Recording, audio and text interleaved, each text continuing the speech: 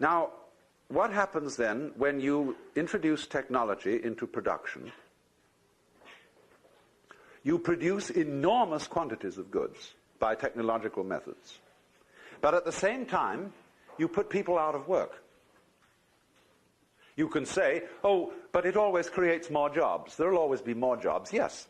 But they will be, lots of them will be futile jobs. They will be jobs making every kind of frippery and unnecessary contraption. And one will also at the same time have to beguile the public into feeling that they need and want these completely unnecessary things that aren't even beautiful. And therefore an enormous amount of nonsense employment and busy work, bureaucratic and otherwise, it has to be created in order to keep people working. Because we believe, as good Protestants, that the devil finds work for idle hands to do. But the basic principle of the whole thing has been completely overlooked. That the purpose of the machine is to make drudgery unnecessary.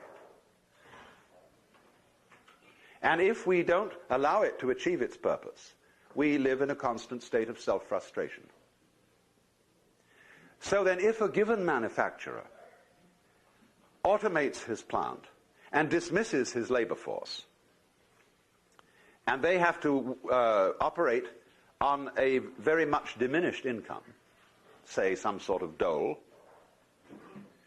the manufacturer suddenly finds that the public does not have the wherewithal to buy his products. And therefore he has invested in this expensive automative machinery to no purpose.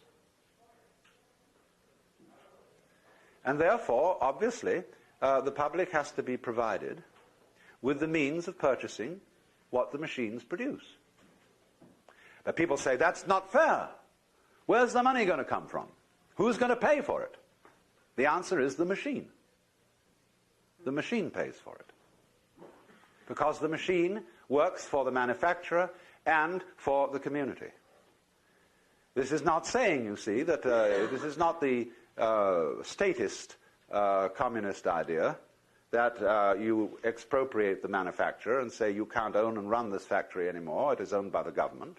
It is only saying that the government or the people have to be responsible for issuing to themselves sufficient credit to circulate the goods they are producing, and have to balance the measuring standard of money with the gross national product. That means that taxation is obsolete, completely obsolete. It ought to go the other way. Theobald points out that every individual should be assured of a minimum income. Now you see, that absolutely horrifies most people. Say all these wastrels, these people who are out of a job because they're really lazy, see, given them money? Yeah. Because otherwise the machines can't work. They come to a blockage. This was the situation of the Great Depression, when here we were still, in a material sense, a very rich country, with plenty of fields and farms and mines and factories, everything going. But suddenly, because of a psychological hang-up, because of a mysterious mumbo-jumbo about the economy, about the banking, we were all miserable and poor, starving in the midst of plenty, just because of a psychological hang-up. And that hang-up is that money is real, and that people ought to suffer in order to get it. But the whole point of the machine is to relieve you of that suffering. It is an ingenuity. You see, we are psychologically back in the 17th century, and technically in the 20th. And here comes the problem. So,